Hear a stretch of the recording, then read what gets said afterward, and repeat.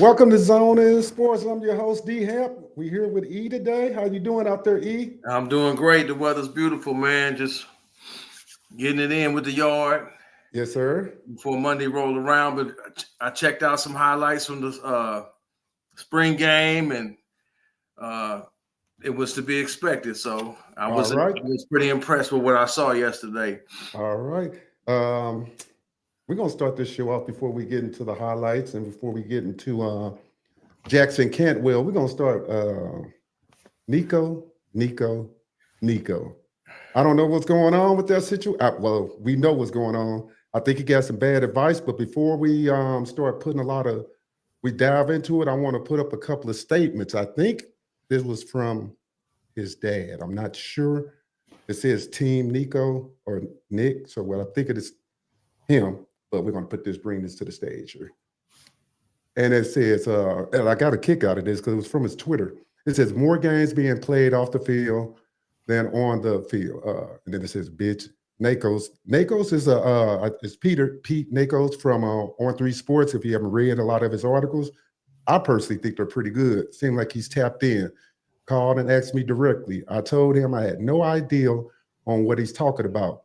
He said his close source that he trusted with his life from the University of Tennessee staff gave him this. Now, when I first read this, I said, hey, he could be telling the truth. Maybe he didn't know. But then, of course, when you're dealing with journalists, they keep receipts. So I said, well, let me just start digging a little bit more. And I was trying to figure out why he said this, why he was going at him like this. So it was an article written by Pete where he said this. He said, oh, take that back. It's this one. It says, in a move that many around the program expected, On 3 learned that Nico and Tennessee is in active negotiations on the new NIL deal ahead of the 2025 season. It remains unclear if the negotiations will impact Nico's decision regarding the spring transfer portal, which opens up next week.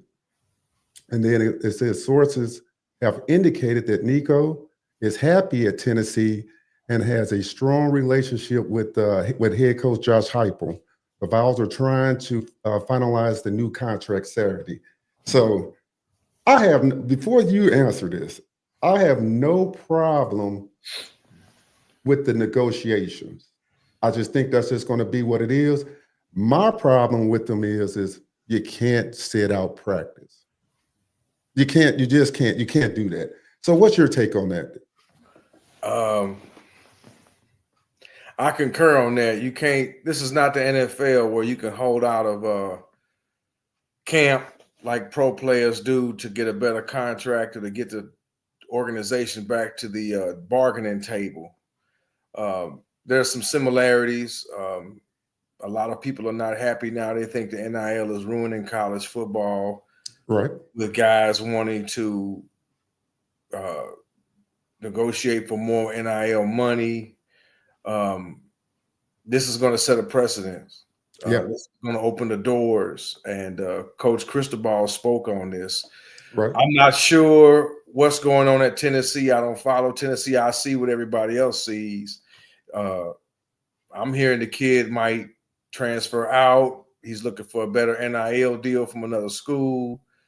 Well, the sources from what I read is that Dan Lanning blew the whistle on him. Somebody from his camp reached out to Dan Lanning. Good old Oregon. Yeah, and Dan Lanning touched back with Josh Heupel team and let them know. Now, is there some tampering going on now? You know what I mean? I mean, you're going to get a lot of accusations thrown out there. Is Oregon tampering? Are they trying to lure this kid to come out west? I don't think so. I don't know, because it's a touchy situation. I think what hurt him the most, somebody's going to get him. That's regardless. I don't think they're going to get him at $4 million. He's not worth $4 million. He didn't put up $4 million type numbers. I mean, come on. The only person that put up $4 million type numbers was Cam, maybe Shador. Yeah, maybe my man out of Syracuse. They all going in the league, so they get their bread that way. So I mean, he didn't. I'm not saying he's not a bad quarterback, but Right. um, I just think he got bad advice. I think I think he his might have camp. got some bad advice. Yeah. We don't know if it's his father or if he's got an agent on the side or somebody or a booster outside of the school telling him, "Hey, there are other schools out here that might be willing to pay you that $4 million." I mean, that's a lot of money That's a lot of money. for a college quarterback. That is, I'll say he's above average, but I'm not going to say he's one of the elites. Right. Right. And They his trying to numbers didn't jockey. bear it out. I think somebody in his camp is trying to get him in a position with your guy in Texas, and I don't think he's going to be on the Manning level. No. At this point, he he had a really good season with Tennessee. We're gonna tap into that in a little bit. Hit that like button, like Nancy say out there, guys. If you just tapped in, go ahead, E. I'm not sure, man. I just think that this is going to put Tennessee in a precarious situation going into their season. Yeah, and I'm not sure what's going on with them. They're not. One thing I do like is that Tennessee stood on it. They knew, and Mario Cristobal spoke on it too. I don't know if you read. He gave a statement too. Yes, he did. He pretty much said if any of his guys aren't locked in, if they want to sit out, they can basically get out. Yeah, and you got to stand firm with these kids. If you want the money, transfer portal opening next week. Go lay your chips out there and see what happens. Yeah. If you think you're worth that kind of money, then another school gonna come along and give it to you. So, like I said, I just think this puts Tennessee in a really unfavorable position going into the season. You don't want this type of instability, especially at the quarterback position, because I don't know who their next guy is coming up. Right. To fill his shoes. Is he going to be able to equal what Nico did at Tennessee? Is Tennessee going to be a player in the SEC for the conference without him? It's interesting. I wonder what Tennessee fans think about it, because I've been reading, just tapping into some chats and stuff in the chat rooms, and it seemed like most of the people that Tennessee fans are behind Josh Heupel because they don't want that Pandora's box opened up where guys, it's a cancer, man. It's a cancer. It could, these young guys are bright-eyed, and at that age, you're still immature and gullible and naive and all that at, late teens, early 20s, you're not a man yet mentally. Right. And these are some decisions that are being made by, I think, other people that are influencing. And I was going to say that. I was like, is it more about him or is it more about what his camp can get for him and them? They're looking at, I guarantee you, the money Arch Manning is getting from Texas has set the bar for other quarterbacks around the country that are above average. Yeah. Not average, but above average. Right. I think what they give Carson Beck $2 million, I think, or $1.8 million. And I thought, okay, that's a little high, but okay, he put up numbers for that. Right. I'm pretty sure Miami offered him that because other schools were trying to get him. Right. So, you want to keep your guy. So I'm just thinking he's getting it's some other outside entities at play here with this Nico kid down in Tennessee. And if the fan base is strictly behind Heupel, they're looking at long term because Heupel's a good recruiter. Tennessee has got some really good recruits coming in and in the future. So they're looking at the long term of the program, and they're not willing to bet it all on this guy to see if he can win the SEC, because Tennessee's going to have, I think they play Texas, and they're going to have to play Georgia and Florida and Alabama. Right. And Ole Miss. They're going to have to go through that gauntlet of the SEC conference. So where are they going to be at when it's all said and done, with Nico or without Nico? I mean, it reminds me of the Rashada guy out of Florida, where he bounced around, and then there was rumors came out the other day that he's going to Tulane, and we just talked about the TJ Finley situation, and now you got him. This is his third or fourth team. I think it's his fourth team. Yeah, so it's NIL, and I wonder how much Tulane gave him, because you just brought in TJ Finley, even though you you suspended him indefinitely. So it's going to be interesting on that note of what's going to happen with that. Well, So it I it don't is know. it is what it is with them. I'm whatever with them. I'm all about that green and orange behind you. So Right. I'm All right, looking at I'm looking at what our guys are gonna do. And right. All right, we're gonna tap in next. I pulled this up, and this was Jason Cantwell, Jackson Cantwell. I apologize. And this actually was from a fan posted this in the Canes fan, and that what brought me to the topic of the day before we dive into other stuff. And what he was talking about on this one here was it worth the cost to bring in Jackson? And it says, what if he's another Samson? Even if he's a stud like Francis and is a starter starting from day one, that's way too much money from an unproven OT out of high school. I'm sure Francis is on a significantly less than that, and he's a stud. I wouldn't be surprised if no O lineman in college right now is getting that kind of NIL. For that kind of money, I want players that have proven they can dominate at the college level against best competition.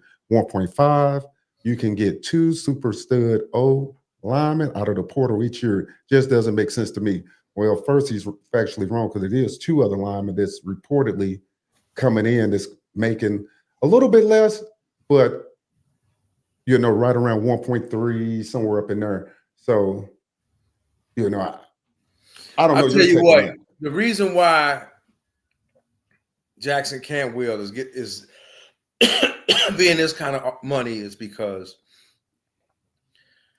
Georgia is supposedly the front runner. Okay. Right. If Miami wants to get this guy, and I know Mario wants him, and he's Right. already said he's kind of made up his mind on where he wants to go. He's gotten all the information he wants to get. He's not taking any more. He's not taking any longer any visits. Mm-hmm. I think it's down to Georgia, Miami, and Oregon, and Oregon has faded at this point. Right. What Miami has surged as of late, and I think the reason why they have surged is Mario pretty much just told this kid, you can come in and be a day one starter like Francis. He's got the skill set and the size, and he's got the dog in him to where they can develop him, and he can be a freshman starting next year on that line. Right. And they're trying to get that other 5-star kid out of IMG. So if Mario can land both of them and solidify both tackle positions with the kids they got coming in, mm-hmm. with this center they got coming, Miami could very well be in the top offensive lines for the next 2 to 3 years after this year. Right. So I think that's the reason why they're throwing that kind of money out there, is because Georgia is. Right. Georgia's at play. I think Miami is proven with the offensive line position. Georgia didn't do so hot last year at the O-line. And I'm pretty sure Georgia is telling him the same thing. Hey, you can come in and solidify our line. We had trouble last year. Right. You could be a starter. It's going to come down to who can develop now. What Cantwell said was he likes the fact that he's going to have 2 coaches coaching him, with the head coach being Mario, being an ex-O-lineman, and the offensive line coach for Miami right now, one of the best O-line coaches in the country. Right. And they're pointing at all the guys that Mario has put in the league that are playing now. Francis is going to get in the league.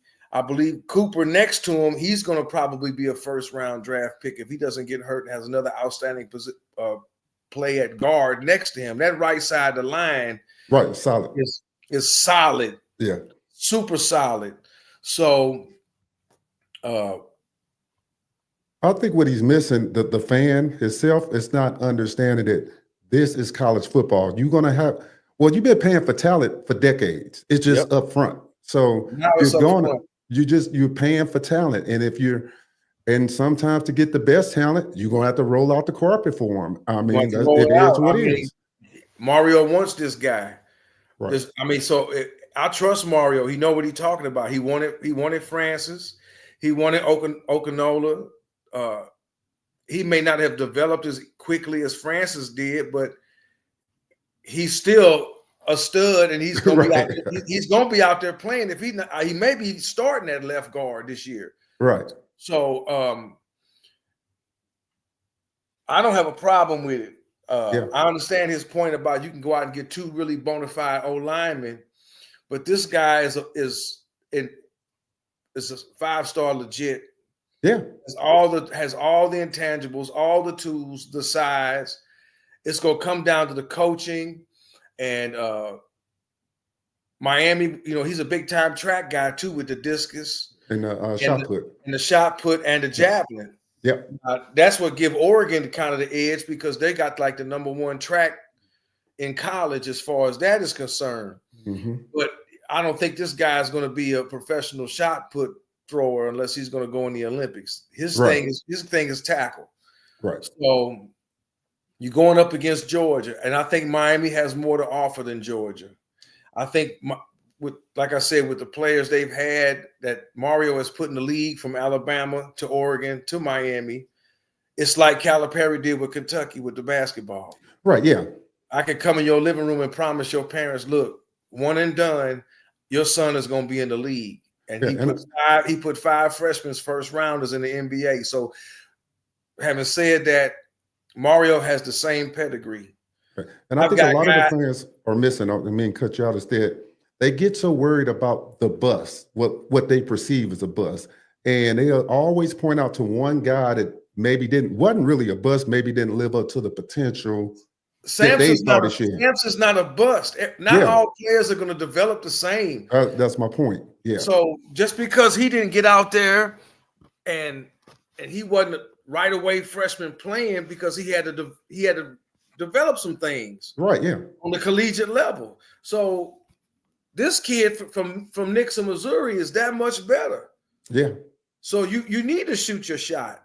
Yeah. I'd rather shoot my shot and miss than not have shot at all. Right. And want to know would I even had a chance with this guy. Right. It's a reason why On3 is reporting that Miami is surging right now, and Miami might be right there with Georgia. And if this kid's already made up his mind, I think it's a 50-50 shot. He signs with Miami. Yeah. Because of the education he's going to get in the class, because of the development, the fact that he's going to be a starter. If he doesn't get hurt and he comes in and plays at his ability with his size and his intangibles, they're going to get his hand game together. Mm-hmm. You're going to work with guys like Brian McKinney off on the side, because McKinney's biggest thing with these guys that Miami lacked under Diaz right here. Right. Hands. A tackle and guard and center, you need to know how to use your hands. Along with excellent footwork and balance. And you've seen what McKinney did. You've seen what my man at Ohio State that played for the Rams did. They had great hand play at that position. You got to be able to use your hands to move people. So Cantwell has all that. Right. So I don't have a problem with that. Like I said, there's a 5-star receiver out there that's committed. I think he's committed to somebody, but now he's on flip watch, possibly to Miami. I think where a lot of people, and I'm just going on a limb, and I don't want to make anybody mad in the chat, they're not sold on Cantwell because they haven't been able to see him in Florida. If he was a recruit down there that they can see. We've seen him up here. Right. We've seen him. We've seen him in Missouri. We've seen what he can do. So just like we don't always see the talent in South Florida unless we tap in, it's vice versa. For all my fam down in Florida, you don't see what's going on in Missouri and Illinois. We got some big boys up here. East St. Louis got some monsters every year. Yeah. Lutheran North got some monsters. Cardinal Ritter got some big boys on these lines. I'm talking 6'5", 6'7" type, 300 plus, 330, 350-pound dudes. That all they need is the right coaching to get them to that next level. So you don't see what's up here. We don't always see what's down there. And South Florida isn't known for linemen that often anyway. They're more known for the skill position. So I trust Mario. That's what they hired him for. And at this point, if you're not sold on what he's doing, what he's did with the offensive line, I mean, come on, we've had O-line problems, really, I think, since, in my opinion, Miami hasn't had a really bona fide O-line since Al Golden's first year. Mm. When Lamar Miller was running behind them, they had a really bona fide line that year, his first year in 2011.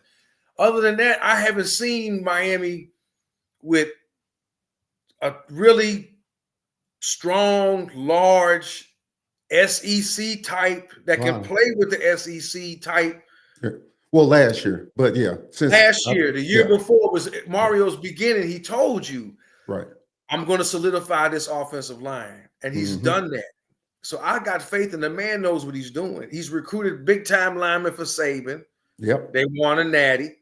He's recruited big-time linemen at Oregon. They won 2 Rose Bowls and a Pac-12 title, and he put a guy in the league first round.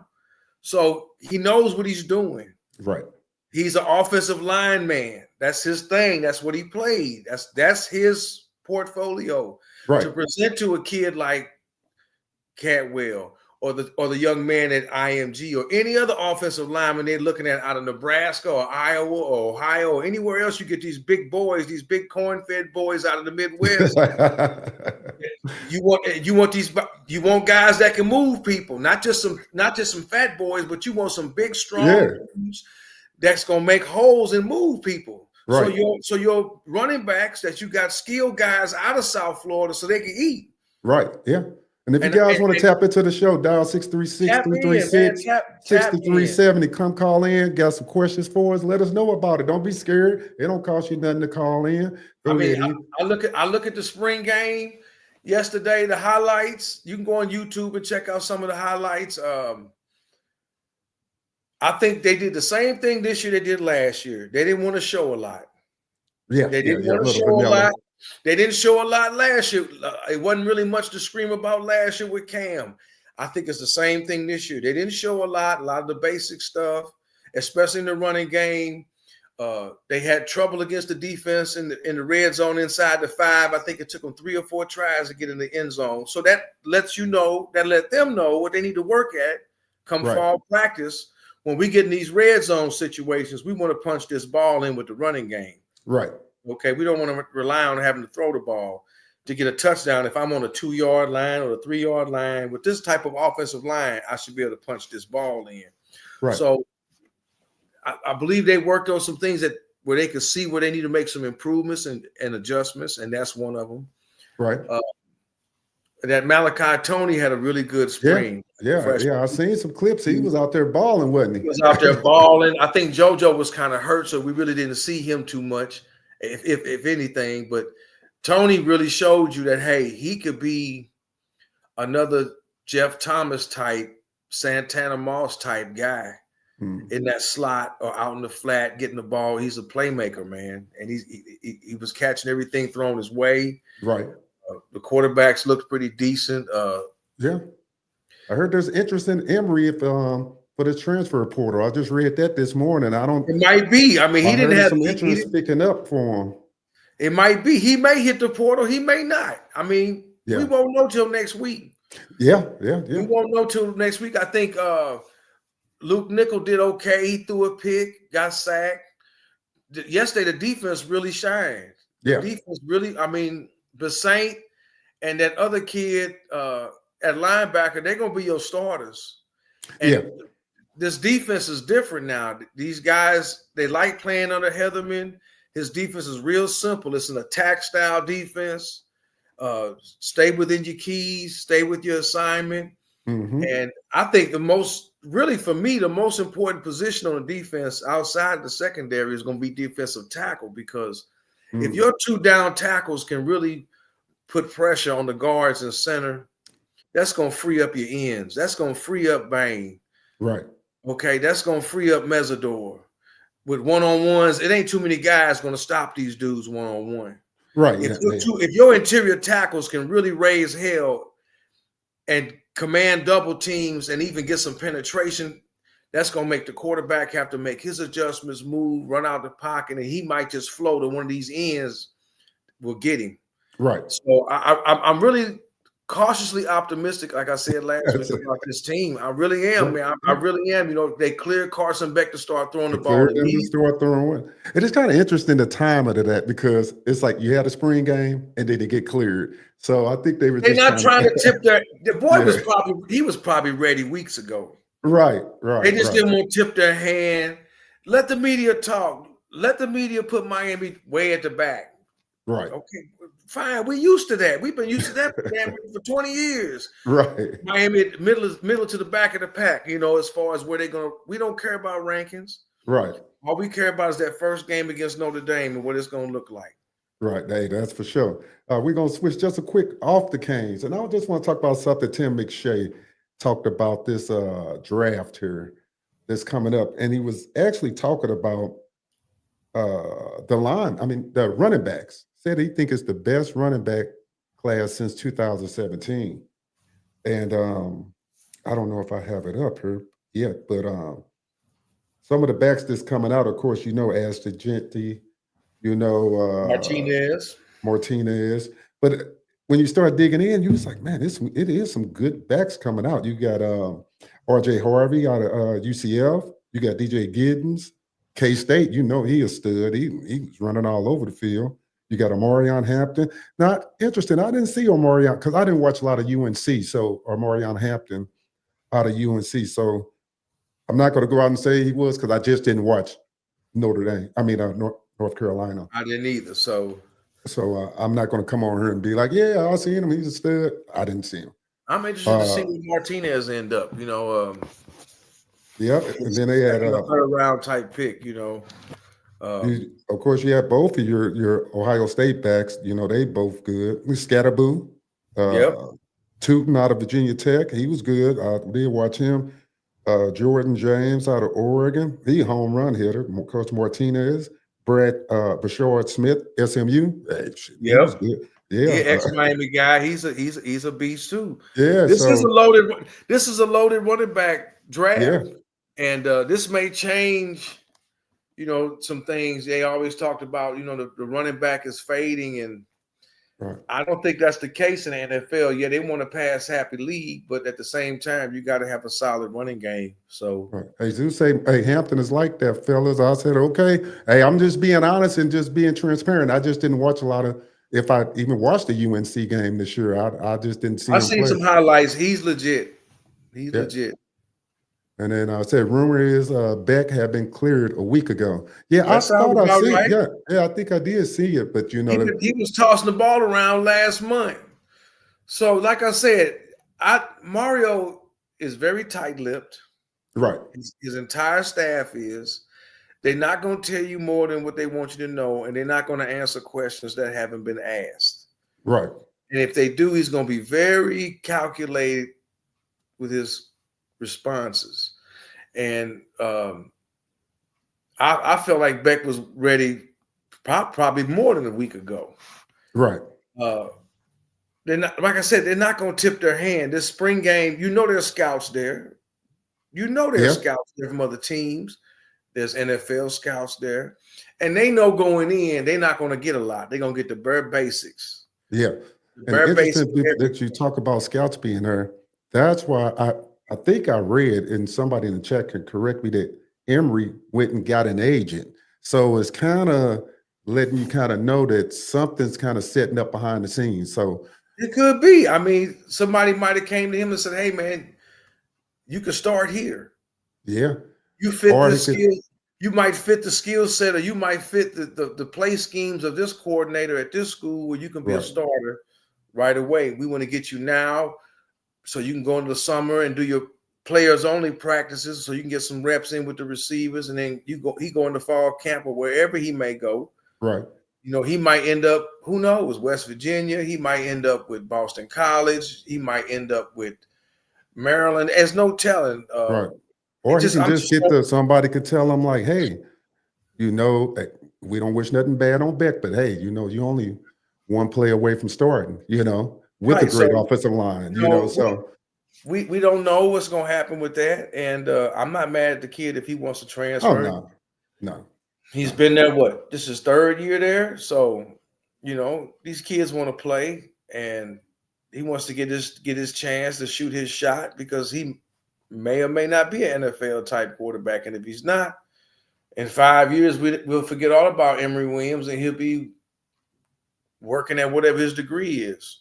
He said, 4 guys I want is Cooper, Pepe, Cantwell, and Calvin Russell, and I'm good. I hear you there.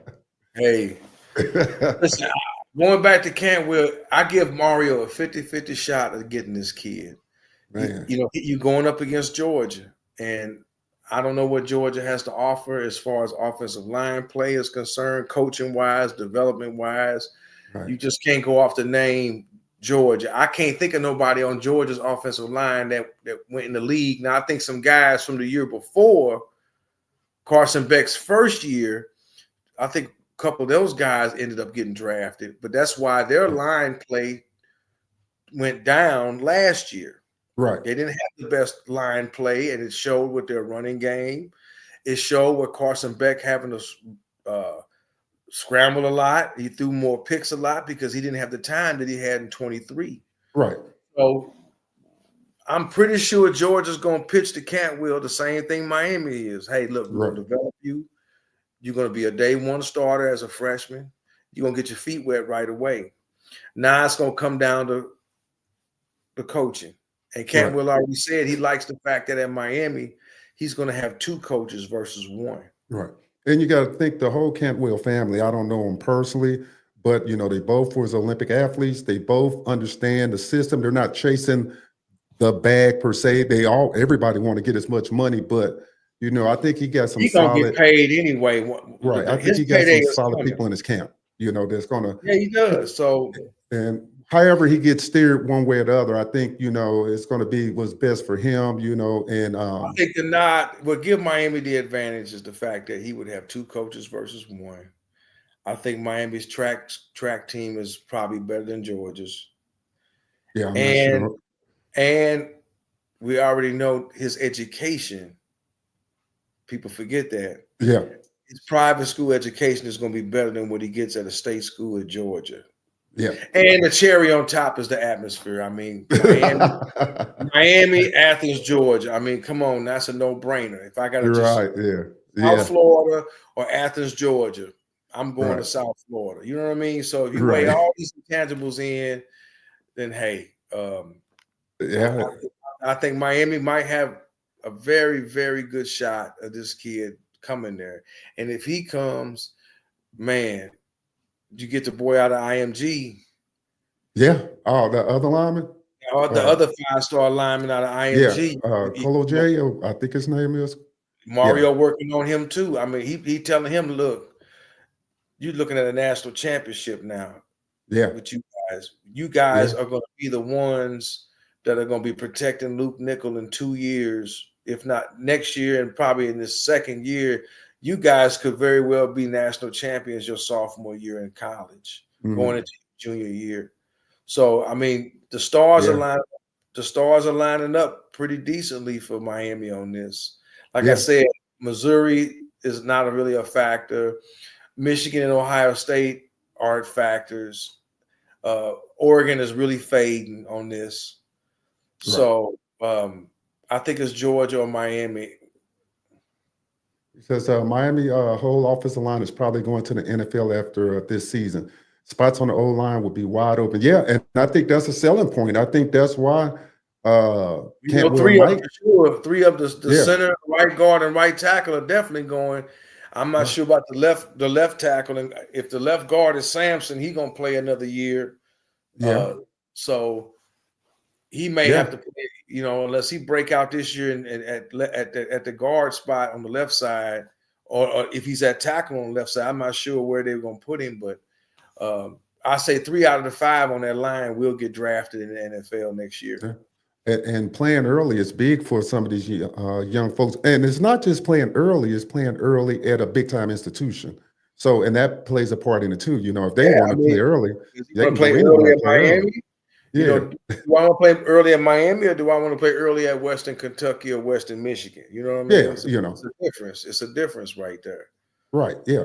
And that's a huge selling point. So going back what I was saying about the fans, that's the biggest thing I think why some people are just concerned about the money aspect is because it's like anything in life. If you ever seen it personally, you're always going to question the cost, But if you've seen it, you'd be like, oh, okay, yeah, he worth it, or she worth it, or whatever it could be at that point.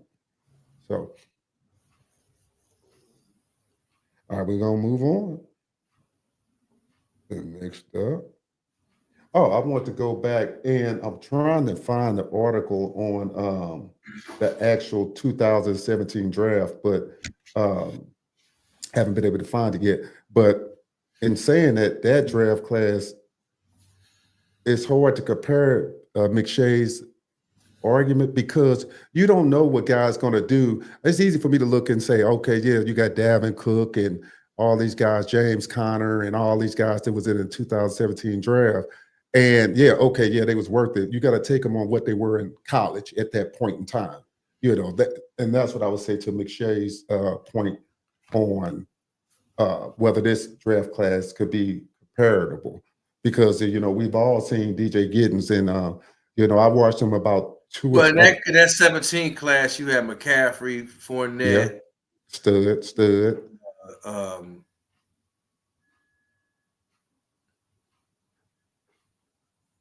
Because I think Eckler he didn't get drafted. I think he signed after the draft. Eckler did. I think who else was in that draft? Let's see here. that was the first round. The second round was Dalvin Cook went in the second round. Right. Joe Mixon went in the second round. Right.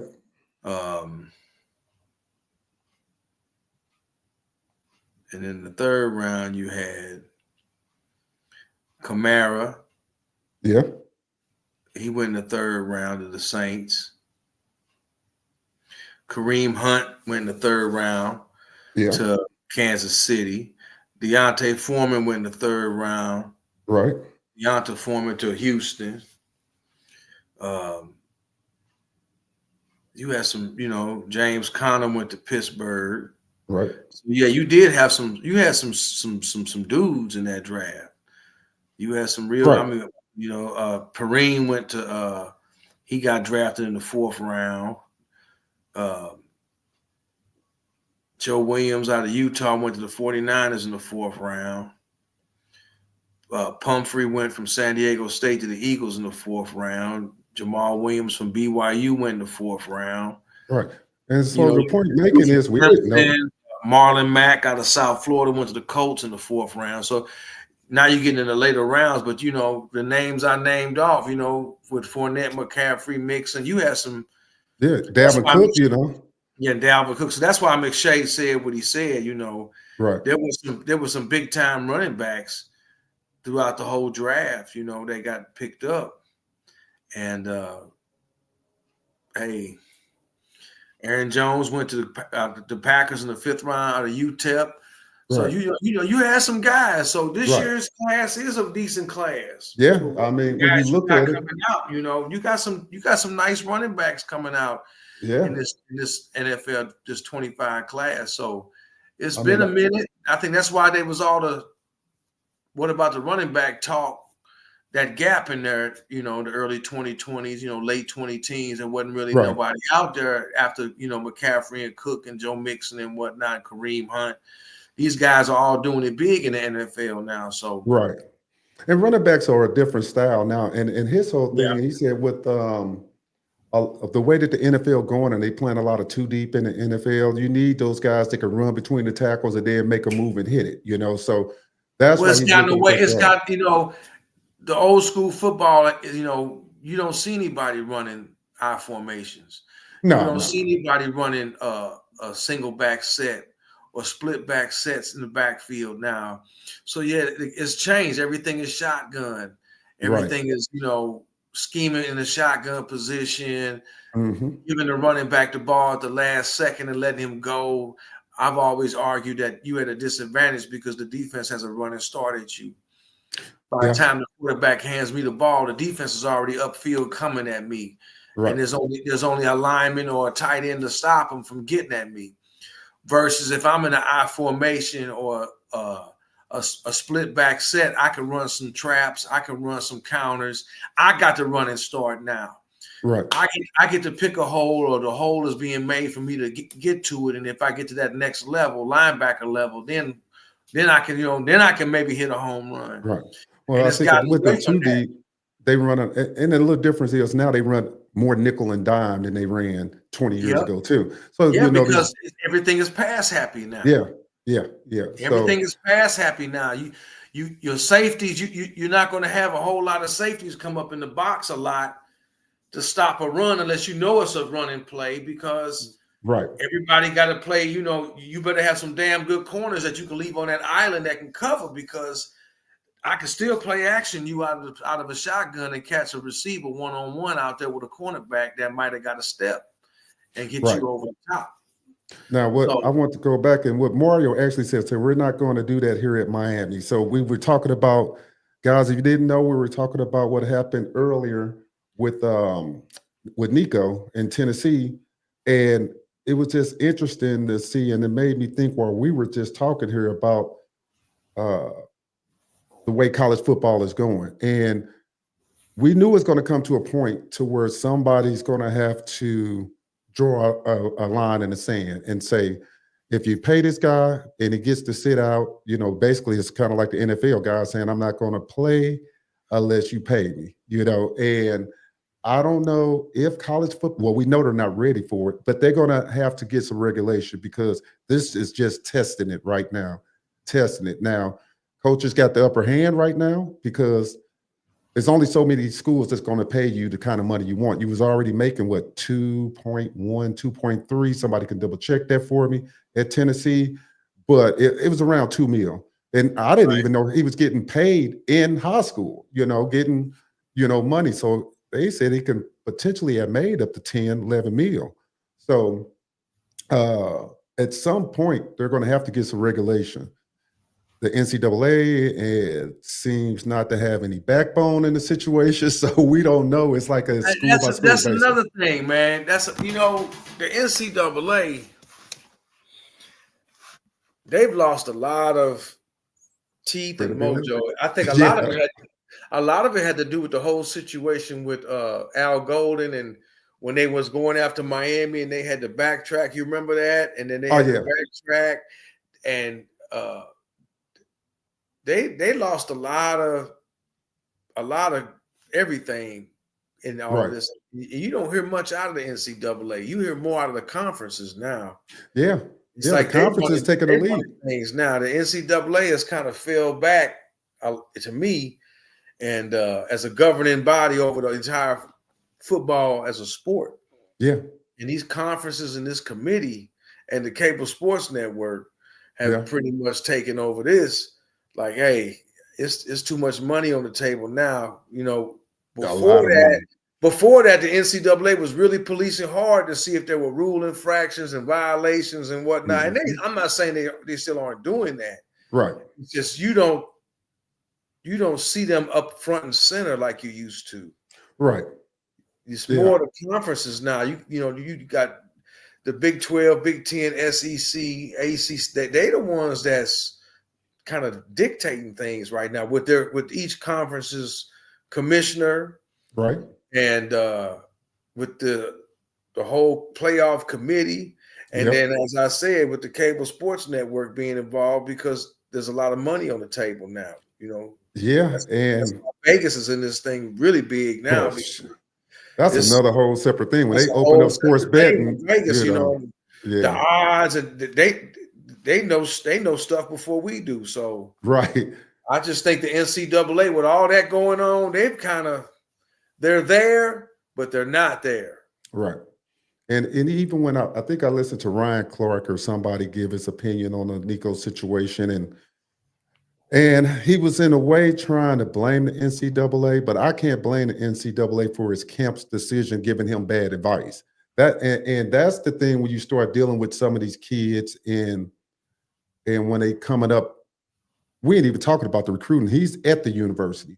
It's almost like we can't even compare. They were trying to compare Carson Beck, but Carson was a Bradford transfer, if I'm not mistaken, wasn't he? He was done. So you can't even, he wasn't even under a contract, technically, so. No, the people in his camp told him, look, with you being injured, you're not going to be a high draft pick. You got Right. one more year you can play. It's pretty obvious Georgia set their sights on this next boy to be their leader. Yeah.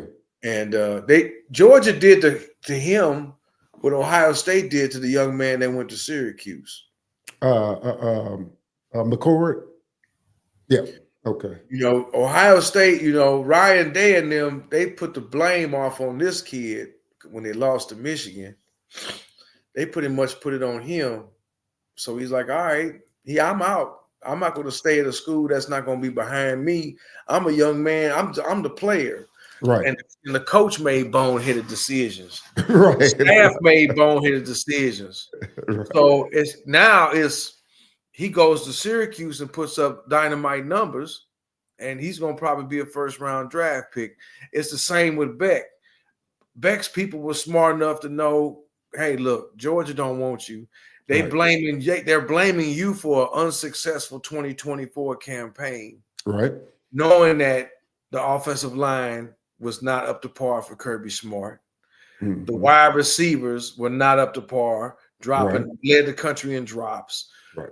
With your O-line play being average, your running game was damn near non-existent. Right. ETN at running back didn't do much, even when he came back from his injury. Didn't really do much because the line play wasn't there. Right. So they kind of did to him what Ohio State did to McCord. They kind of put a lot of it's Carson Beck's fault. Carson had a bad game against where did he throw the 3 picks? Was it against Florida or was it against Tennessee? He had like 3 interceptions. And like I said, every quarterback will have a bad day, but again, your whole line play. Well, they pushed the narrative out there, and that was going to be its reason. People told him, you know what? Instead of trying to go in the draft and be a late pick with an injury and having to prove to an NFL team that, you're ready, you got one more year of college. Right. The Miami situation set up perfectly for him. Right. Aside from his girlfriend going there, that was just an extra additive. Right. The fact that he could go to Miami, solidify himself as a starter. Right. The defenses that he's going to face in the ACC are not like the SEC teams he would see week after week. And some people say his ex-girlfriend, but I digress. Yeah, that's it. Say that down there. See his ex-girlfriend because he got his hands on some brown sugar. Okay. All right. Regardless of all that, as far as on the field play, it was better for him to come to Miami because out of all the teams he could have went to, where could he go to get his numbers back and have a chance to make the playoff, win a conference? He couldn't have done it at Oklahoma. Right. Couldn't have done it at a K-State. He might have had numbers, but he wouldn't have been competing for really nothing. Right. Where could I go? Colorado's already full at quarterback. Deion didn't want to go after him. Ohio State, I don't know if they expressed interest in him or not. They say Ohio State might be trying to tap into Nico. But I'm talking about Carson. Yeah. I was just throwing it out there. They might be. I heard that too. Ohio State might be trying to get him. Yeah.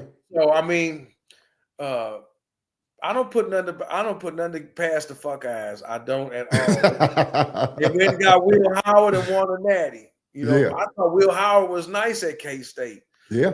The situation lined up perfectly for him, and Ohio State fans blamed Will Howard for a lot of stuff.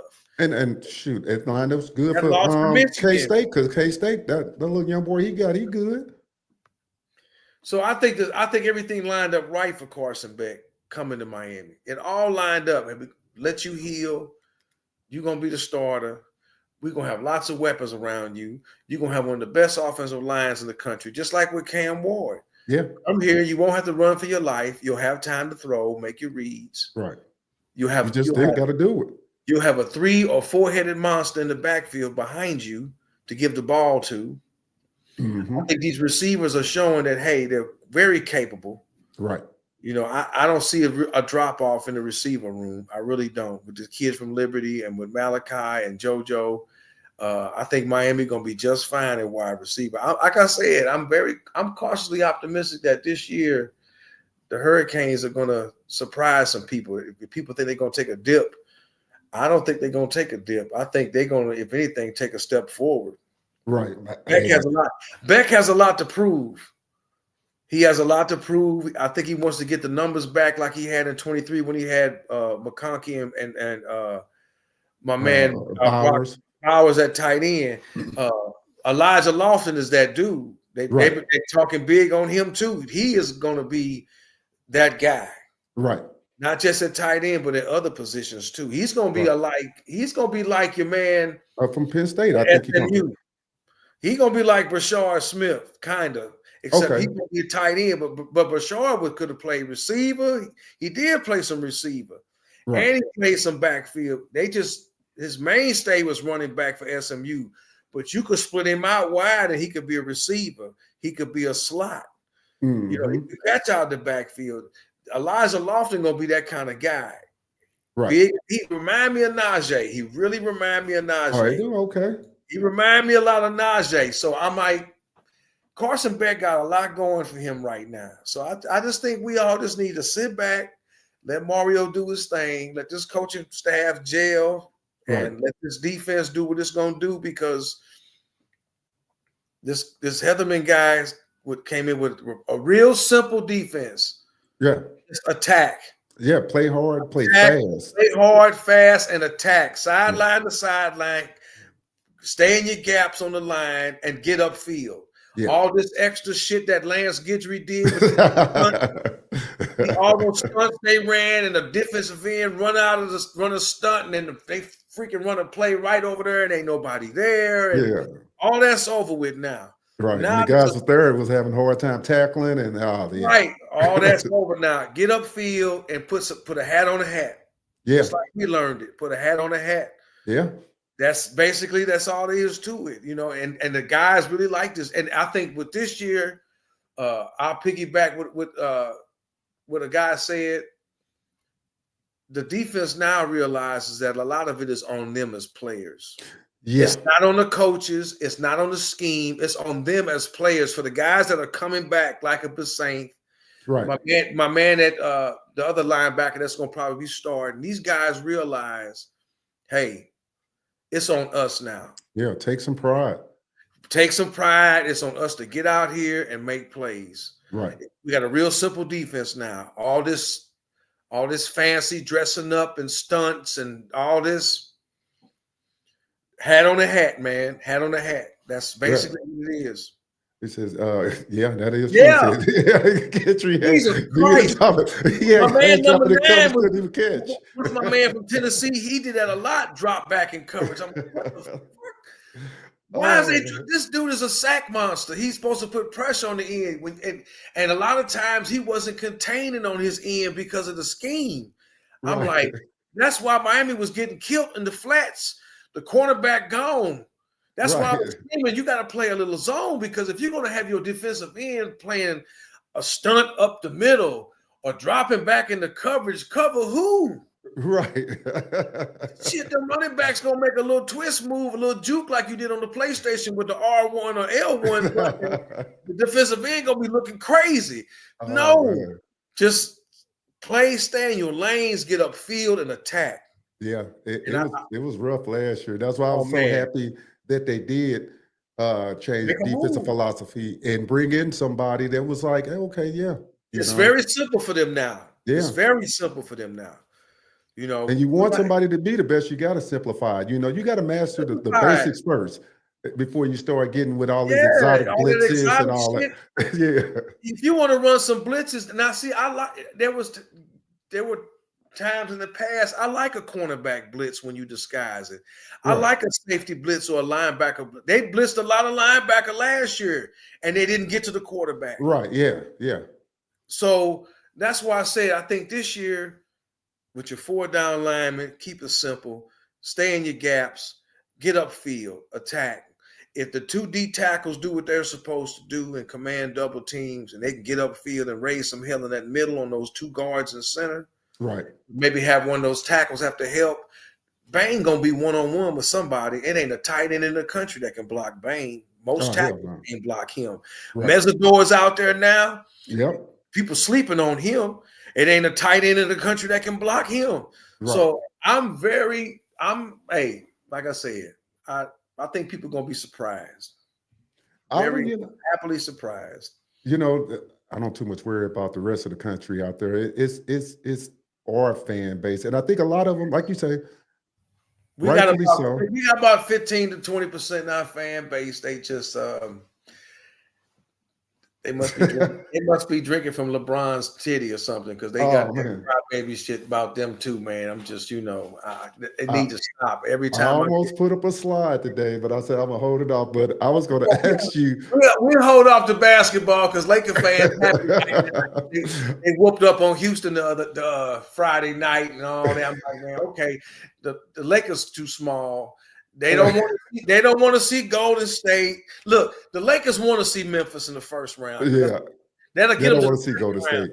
But they don't want to see Golden State. I was going to ask you what was up with the what's up there 805K. I was going to ask you what's up with the LeBron dial. That's I'm like, where is sports going to? You got the LeBron dial. They don't want to see the Lakers. The Lakers don't want to see. They don't want to see Golden State or Denver in the second round. Right. They don't. Oh man. All right, okay, enough of LeBron, because I mean we're gonna have to do a whole segment on LeBron. Man, we do that another time. Yeah, we'll wait till the playoffs get here. Oh Lord, how many of you guys basketball fans out there? Type in the chat and let me know what LeBron fans start checking out. Yeah, because if y'all LeBron fans out there, we don't want to offend y'all. Nah, we do. I'll take that back. I'm gonna offend you all day. I got 10 forwards I'll take. I put them together for you. I got 10 forwards I'll take before him. I'll start with Larry Legend and go from there. But okay. Anyway. Oh man, you got me in tears over here. I'm sorry, man. That game against the Celtics last month did it for me, man. Oh man. And that play against Draymond where he just felt like he was just let's wait for the playoffs to get here. They start next week. Right. All right, we're gonna go back to the spring game. How many of you guys out there in the chat doing? I know the game wasn't televised, so we was watching a lot of stuff on. I think it was it on the campus? I'm thinking it was at the school. I think it was at the school, but it was because closed, there was a baseball game going on right next to him. I think it was at the school. What's up, Anthony? How's it going out there, Mike? I know they put some extra bleachers out there for the fans. Yeah. What's up, man? If y'all want to call into the show, 636-336-6370. Give us a call. Got any questions? Something on your mind? Let us know. You can go on YouTube. I did and check out some of the highlights. Like I said, Malachi Tony had he showed some things out there, some good hands. I think he had a couple touchdowns. So I think he caught one from Emory, maybe both of them from Emory. Not quite sure, because like I said, it wasn't televised. Yeah, they had the whole breakdown on Kane Sports, and I went back and looked at a lot of it. Just too much just to put on the screen. But I encourage everybody to actually go back and look at it. And like I said, it was vanilla, something to get excited vanilla, about. Yeah. And for it to be so vanilla, like I said, Tony did his thing. He reminded me a lot of Jeff Thomas. Yeah, he does. He reminded me a lot of Jeff Thomas, and I'm like, well, if he can do that, hey. Yeah. I'm interested. What do you guys in the chat think of Jeff Thomas? They came down there, and we know he had some problems, but what do you think of him as a player there? Yeah, tap in the chat and let us know. And don't let the drop against Florida be the only thing. Yeah, he dropped the ball against Florida. He said, I didn't expect Malachi Tony to make much of an impact right away during the spring game. I thought he would have had to develop and red shirt as a freshman. I don't know, man. I don't think that's happening now. He's showing you he ready. He hungry. Yeah. And Cristobal says he prepares very well. He wakes up at 5:30 in the morning every morning. He watches film. He do his weights. He runs crisp routes. He don't drop the ball. I'm gonna give y'all a little key. I'm gonna give y'all a little key of something that I learned when I wrestled in college and stuff. When a coach talks about you and it's like 50-something people on the team, that means he likes you. You know, when you getting singled out and a coach is saying positive stuff and you're a young guy, A yeah, freshman. yeah, I don't see him redshirting. yeah, I could see him, Luke Nickel, the boy from Nixa. I could see some pieces in there that win a natty. I can see yeah. that. Maybe Right. when JoJo a junior or senior, he'll be your number one receiver. I could see Malachi Tony being another Jeff Thomas, another Santana Moss out there with a Reggie Wayne type. You say you disagree, say a little bit like Roscoe and Santana. Well, you said Santana, he said Roscoe Perry. I mean, I can see that because Jeff, if you haven't seen 89 Blocks, that documentary 89 Blocks about East St. Louis, I would suggest you get on Netflix or wherever it is and check it out. Right. Jeff Thomas was a rare cat. Yeah. He was that dude. And I think he did it in the Under Armour game or the East-West game in high school. He had 2 big-time touchdowns and showed everybody in that game that, look, I'm that dude. Right. And he made some big-time plays for Miami. That touchdown against Florida State when they was way behind. He ran that punt back against Virginia Tech in Blacksburg, took it to the house and housed it. I ain't seen a punt get ran back by Miami for a touchdown, I think, since then. It's been a while. I think he might have been the last dude to run a punt back. If I could be wrong, but that stick out to me. Yeah, who was the last person to run a touchdown back? A punt back. Game. A punt back, not a kickoff punt back. Well, either or. Let us know. Uh-oh. What's up there? Oh, my battery going low. Uh-oh. On the damn laptop. Uh-oh, you better go my screen got dimmer. I'm like, uh-oh. Oh, snap. No, we good. But like I said. It says, ever since Jeff, haven't heard a lot of recruits coming out of East St. Louis. Why are there why is that the only schools that is very rare when you see it? No, take that back, because you got to look at old boy that went to Notre Dame, the running back. He came out of CBC. You got CBC is a powerhouse too. You know, a lot of people talk about. You got a guy coming out of, I think it's Altoff or whatever, 5-star. He's going to Oregon this year. That's right across the river from us. Yep. You got the guy that went to Georgia. They played for Mizzou and then transferred to Georgia. He's coming out. You got Mizzou wide receiver. He's a first round, came out of East St. Louis. But there's a lot of guys that come out of this area that's been beasting.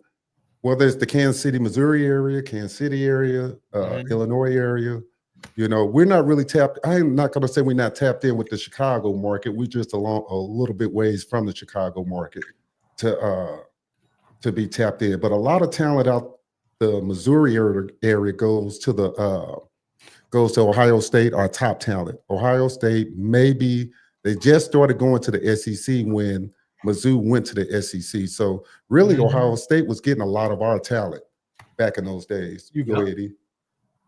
That's true. Yeah. A lot of it is grades too. You got to remember, Miami is a private school. You got to have the grades. I'm not dissing any particular kid, but a lot of kids, even when we played, talent-wise, they was D1 talent. Yeah. But they ain't have D1 grades. Right.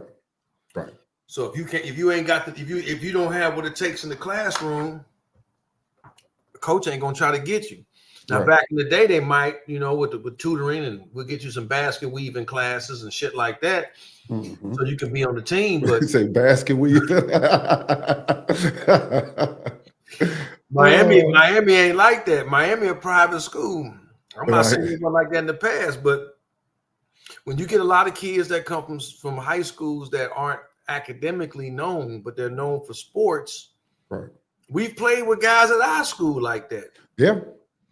They could have went anywhere in college and tore it up like they did in Riverview, but in the classroom, they was a C-, D+ average type student. So you're not gonna. And it was Jeremiah Love. I was thinking about that wound up going to Notre Dame. He came out of CBC Academy and probably arguably the best back in college. So it's just interesting, and then we got different type of styles of offense up here than they run in the South, so it's just a little different. But if you've tapped in with this market, you got the CBCs, you got the East St. Louis, but the public schools, especially in West County of Missouri, they got some talent out there. Yeah, A lot of the public schools. you got some. You still gonna have some talent come out of Hazelwood East and Hazelwood Central. Yeah. You still gonna have some talent come out of your Maplewood, Richmond Heights. Yeah. Well, I would say this. It is kind of like probably like for you guys in Florida. I'm gonna make it best. You probably hear the schools that get pushed all the time, the IMGs and all those. But I'm pretty sure some other local high schools down there that got talent. Maybe not the abundance of talent, because a lot of people, when they're good, they get funneled into the powerhouse schools. I mean, a school that come to mind that I'm not that privy on is like a Norland High in Miami, where Duke Johnson came from. Okay. They're not known to have super duper talent all the time. When I think of talent, I'm thinking of Miami Central, Northwestern, Booker T, Right. Aquinas Mercy up there in Fort Lauderdale. But you got other schools in Miami. Right. They may be the inner city schools. You might have what's the high school down there in Homestead. You got talent down there. Yeah. Like I said, a lot of it has to do with the classroom too, man. Yeah. These kids still got to pass the ACT and get a certain score. They still got to have a certain GPA to get to college. And you might be a 5-star but you might not be all that in the classroom, or maybe the school you didn't go to didn't offer you the type of the courses and classes that get you ready for D1 school. It says what you guys are talking about, the perfect example of high schools in Miami that don't get talked about when it comes to that's what we're talking about right there. Killian. Yeah. And it's weird because, and it's kind of like, it's not even a knock on that. That's just how marketing work in all sports. I don't care, basketball, whatever, where the mega schools get pushed, kind of like the Cowboys and the pros, but it's talent all throughout the whole city, no matter what city you in. Right. So that's why you look at like with Mario coming in to Nixa, where people don't know nothing about, where they recognize talent. They're like, hey, it's talent there. We finna go find it. We finna go get it. Yeah, like the kid last year out of Edwardsville.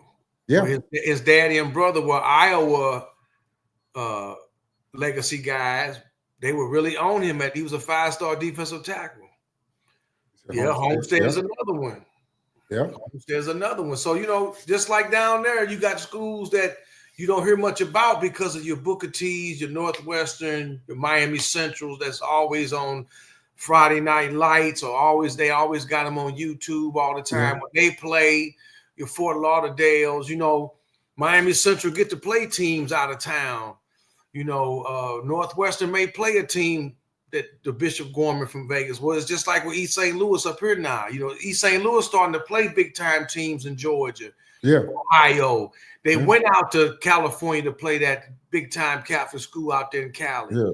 Bishop Gorman or somebody like that. They went to IMG, and then IMG came to East St. Louis last year. Yeah. So they're going to get to see the pub because of they playing them. But my point is still so much other talent. They can only field so many 22 players, offense, 11 offense. It's way more talent in every state. And there's a lot of 3-star talent that's right there on the edge of becoming 4 and 5 that, some schools sleep on them. Right. And some schools don't, because you might get a 3-star kid out of high school, and by the time he get to college, he blow up. And you like, well, why wasn't he a 4 or 5-star? He out here killing it. Right. But On 3 only had him as a 2 or 3 in high school. So the reason you don't hear about other high schools developing football talent when they do is because Northwestern Dominic. Dominic. I'm sorry. The Press Clippers for football. Yeah. Well, that's true, because Northwestern been a powerhouse since what, the late 70s, 80s. The Bulls always been a big time. Like I said, I never heard of Miami Norland until the Duke Johnson. Yeah. And another one says there's another high school in Homestead, South Bend. Yeah. Yep. All right. Yeah. What's the school that Sean Taylor went to? It was a Catholic high school down there, and they won state because he was playing running back and safety. Michael and Burrow with the cornerback. Homestead. Yeah. Yeah. Michael Burrow went to Homestead, you know, and it's a lot of talent in Texas. You know, Jesse Armstead come out of Dallas. You know, Dallas got a lot of talent come out of Dallas. Right. Smash that like button if you're in the building there, so we can get this out to people there. Smash that like button, share this content, and if you haven't subscribed, subscribe to the channel there. He said Anthony says they're not as well known, but the West Coast of Florida develops a lot of great. Yeah, they got the one school out of Tampa, right? I can't think of the name of it right now. Yeah, it's a school up in Tampa. Isn't that the one where Wiley came out of? Just got recruited out of, right? Yeah, Miami. It was a big time dude. Miami got a few years ago that played out of Tampa that played on the defense. Yeah. Matter of fact, I think East St. Louis playing that school that Wiley came out of. They got a heck of a schedule this year, man. They playing like 4 or 5 big time powerhouse schools that aren't in Illinois. Yeah. So you know, Sunk doing his thing with them. Gulliver Prep. Yeah. That's it. Gulliver Prep. Tampa Bay Tech. That's another one. Yep. So it's there, man. Like I said, it's just a lot of these guys have got to match in the classroom to go to Miami. Now, if you want, like I said, if you want to take basket weaving classes at Georgia or Florida State, or Alabama, you can go to these schools. You know, you can go to Tennessee. They're not known. I'm not saying they don't have bad academics, but they're not Miami. They're not Duke. They're not Vanderbilt. Okay. Right. They're not Stanford. They're not Stanford or Northwestern. Right. These are big time schools that are big time academics, known for academics, known for engineering. Miami is known for medical and known for business. Right. So, I mean, of course, they know now for football, have been for 40 years, but your big time private schools like that, Vanderbilt, engineering school, Virginia Tech, engineering school. Right. Like I said, your Northwesterns, your Dukes, these are private schools. Yeah, they're going to get some talent, but they're also known that you got to be able to pass in the classroom to get there. Right. And I might have a dude that running back that's on the field, can't nobody touch him. Right. But he got a 1.9 GPA. Right. I mean, that's going to limit his options unless we get this boy a bunch of tutors. That's going to limit your option in high school because it's like, okay, and there's no knock, so I don't want anybody to get mad at me out there from East St. Louis, but you're not going to get in Carton-Ritter with a 1.9, you know, and the high school, the preps, you're just not. That prep school is too tough, so you got to have schools that will, a public school that would take these guys in and try to build them up to get where they need to go. Here go a question we got. Do you think the reason all these prep schools like modern day IMG, the schools in Texas dominate the press clippings so you don't hear a lot about? Yeah, I do agree. And I think that's just the thing of marketing, you know. And second of all, my personal opinion is not everybody trying to push, like East St. Louis pushed to play a national schedule. A lot of your public schools, you got to remember, and they are public, but it's a small town. So the only thing they have there, but your big public schools, they're not going to allocate a budget for you to fly all over the country. That superintendent to be fired. You know? And I think another reason why East St. Louis can do that is because they don't want so many Illinois state titles. Yeah. They've got the budget to do that. They got the budget to go all the way to IMG or go all the way out to California. I think they're playing Bishop Gorman this year. I believe they are. I think they're going to Vegas to play Bishop Gorman. Yeah. So when you win a bunch of state titles, and that speaks volumes, how many state champions, because Illinois got some good teams, especially from up north around Chicago area. That's it. Jackson Cantwell, he from Southwest Missouri. It's about 40 minutes south of Southwest, I think, of Springfield, Missouri. So it's down there. Nixon, Missouri is down. Nixon, Missouri. Yeah. That's Ozark country down that way. You know, you're getting close to the Oklahoma and Arkansas state lines down there, you know, so that part of Missouri. So, and I think Knicks are playing schools out of Oklahoma. And they're playing in the top Kansas City schools too. It says exceptions can be made if you can cut like that. Yeah, they can. Hey. So like that. Right. All right, RQ. Yeah, they've been making exceptions probably since the beginning of the time with some of these football players, and that's one of the knocks why they were trying to get the academics up because of a lot of these guys didn't pan out, blow their knee out their first year or whatever, and they didn't have no education. You had guys coming out of 1 year of college and couldn't even read on the fifth grade level. So, that's another debate. So, Yeah, that's another debate. so all right, we're But going it's real. It's real though. It's real. super real. Samson was out there getting bulldogged yesterday. He looked terrible in the clips I saw. Didn't see the clips of Samson out. Did you? I didn't see that, but I mean, I'm not saying it didn't happen. I mean, Who was he going up against out there? 805 Canes. if he's going up against the number one team defense, then that either speaks highly of D or it speaks lowly of him. I mean, Yeah.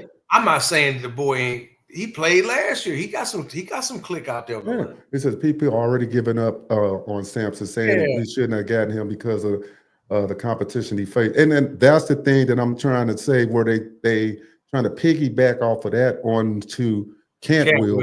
And go back, and I'll tell everybody who hasn't tapped in, just like anything else in the world, if you haven't seen him play, then you, of course, are skeptical. That's fine. That's natural in life.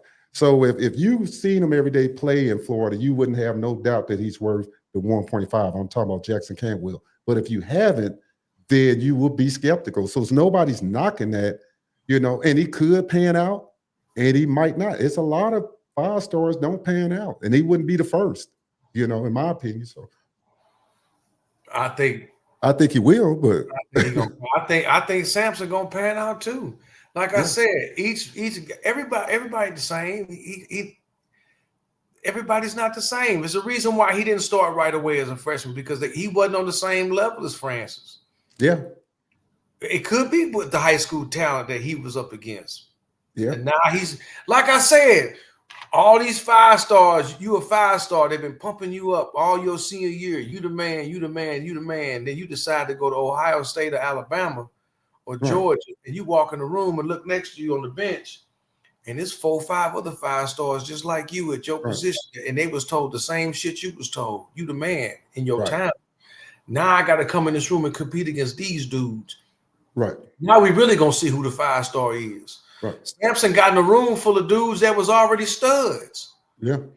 And he couldn't get out there and be a starter because guess what? He wasn't ready. Yeah. That don't mean he a bust. That just means the boy wasn't ready. Yeah, he just wasn't a day one starter. So it's Mario job, and my man, that's the offensive. I keep forgetting the coach name. Maribel. Yeah, Alex Maribel. Yeah, it's their job to get this dude. That's what they get paid for, to get him together. Yeah, you recruited him. Now, if they can't get him together, then you can say, yeah, man, dude didn't pan out. And who knows? He may go undrafted or be a late round pick and go in the NFL and be the man. Right. In the NFL, just like a big time name going to NFL and turn out to be nothing. Yep.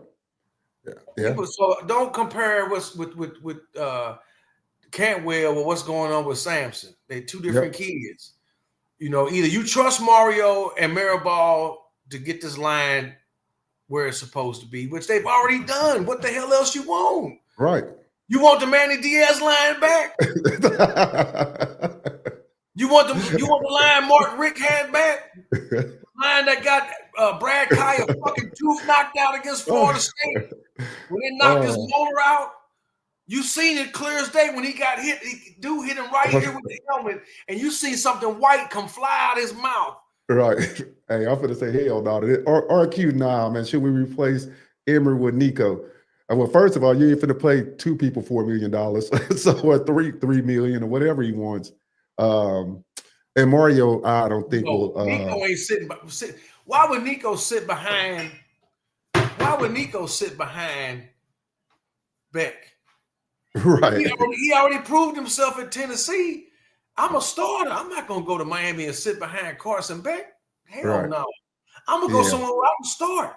That's going. First of all, are they gonna pay me? And am I gonna be a starter? Do I have to compete with anybody? Right. A lot of these kids ain't trying to compete. Some of them are. Right. Some of them are going in. Guess what? You ain't playing right away. Right. Yeah. Well, the State fans don't like to hear that shit, but you know what? I've told people, him and Yerby come out the same time. Right. The only reason he committed to Florida, dropped his commitment to Florida, and he was considering coming to Miami because that was home. But he knew if he came to Miami, he was going to have to sit behind Duke Johnson. Right.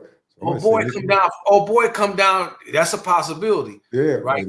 LA, a big possibility. Oh boy came down for Florida State and told him, "You're gonna start for me right away." And what'd he do? What'd he do? Right.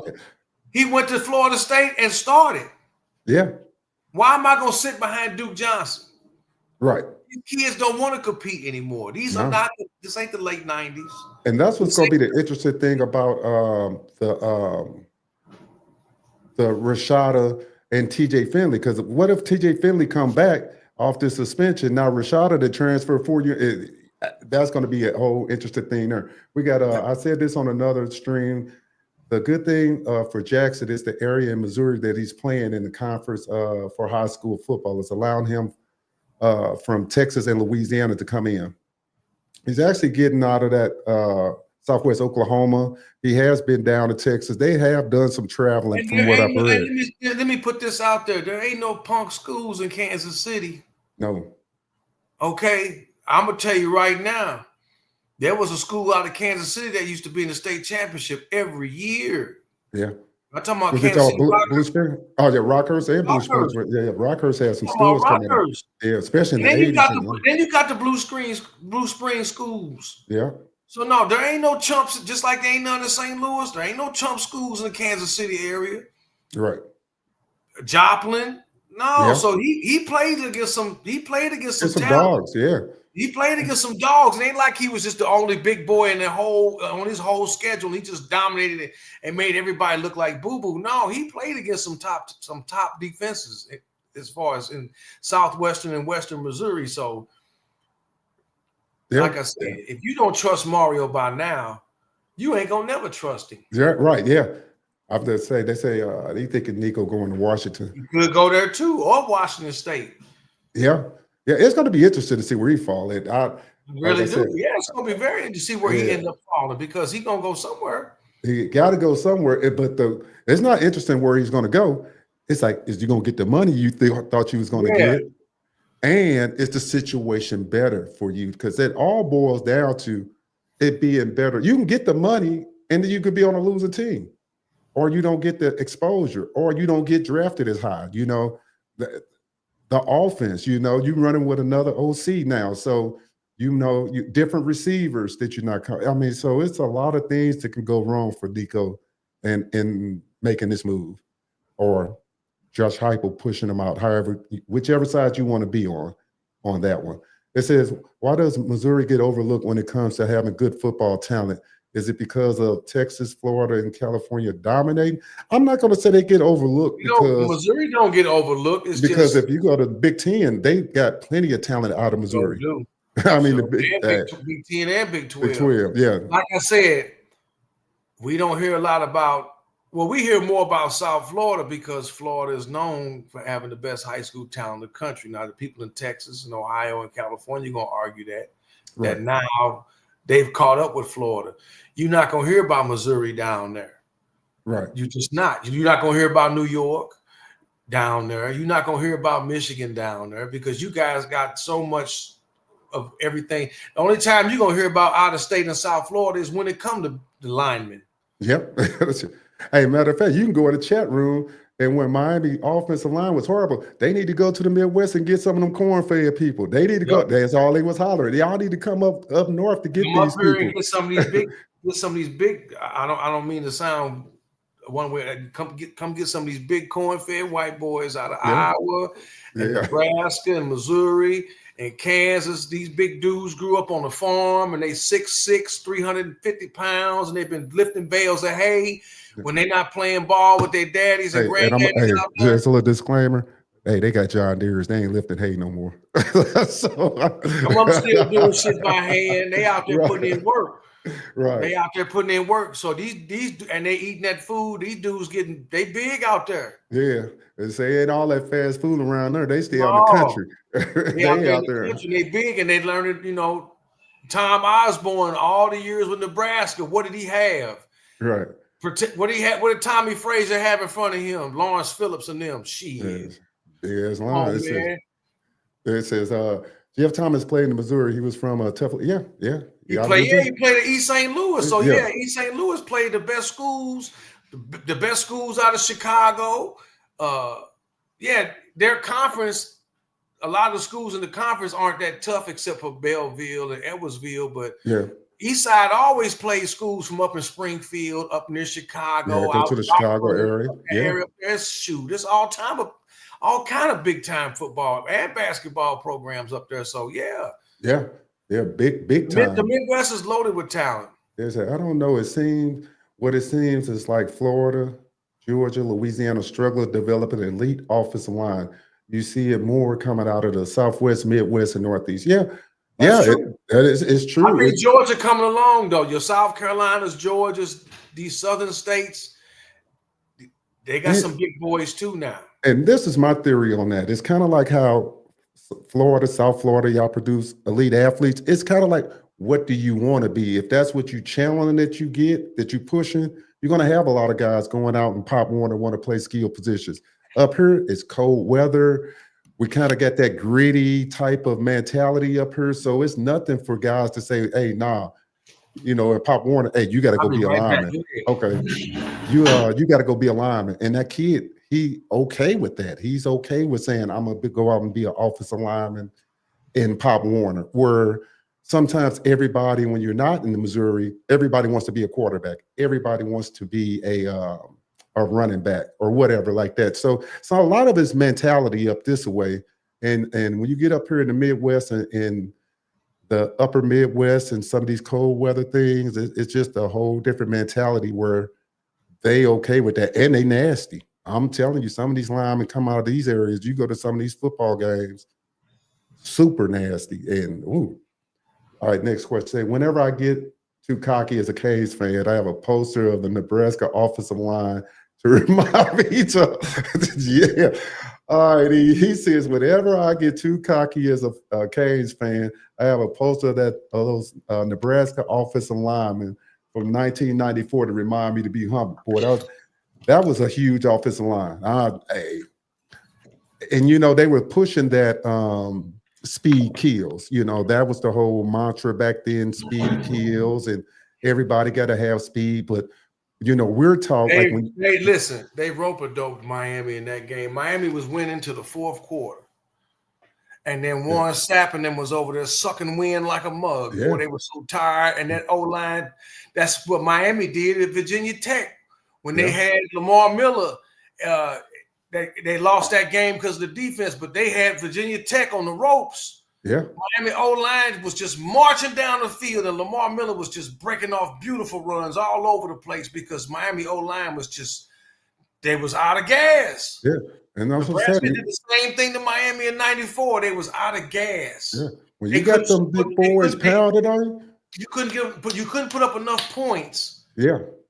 Okay, you couldn't put up enough points, and they ran out of gas because that O-line was just sitting there like, these some horses, man. Hey, because their whole mentality is, all right, you can have all the speed in the world. You can go out and throw 50 jukes. We just going to run right at you. And that's demoralizing when I'm just running it down your throat. I'm going to tell my Florida family, y'all going to get to see this. You come up here in the wintertime, and it's cold outside. It's freezing. It's 32 degrees or whatever. You seen it, Dwayne. It happened to y'all. Yeah. And you playing against a team with some monsters over there, and they get down a 3-point stance, and they breathe in the face mask, cut that breath, and it looked like a freight train sitting there, a steam engine. And you get 5 of these big dudes coming, and it's 30 degrees outside, and it's the fourth quarter, and they've been running that ball down your throat all game, and they ain't gonna stop.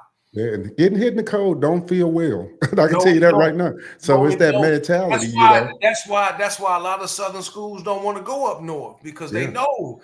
Do you think Saban was gonna take Alabama up to Penn State or up to even Minnesota or Iowa in Yeah. November when it's already cold. Now then they had a freezing rain or something. Oh no. Yeah, it's a whole different type of No, football. And that's why I say they nasty. Them big boys getting that cold weather, boy. It's nasty. You get them yeah. big old white boys out there, man. They 6'7", 6'6", and they used to this shit. They've been in the fields all day, man. Shoot. Listen, I'm going out right. See, I think the weather is way too humid down here to develop big guys in the trench.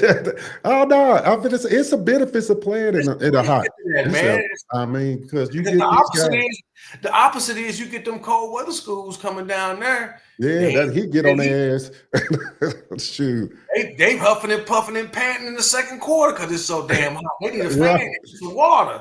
Yeah, it just don't get. I mean, even when it gets hot here, it just don't feel like that. You're like, damn. One of the factors that sold me on Miami is the fact that they used to be able to go play anybody, anywhere, anytime. They went to Michigan twice and beat them up at their place. Yeah. In Ann Arbor, and I believe mentality.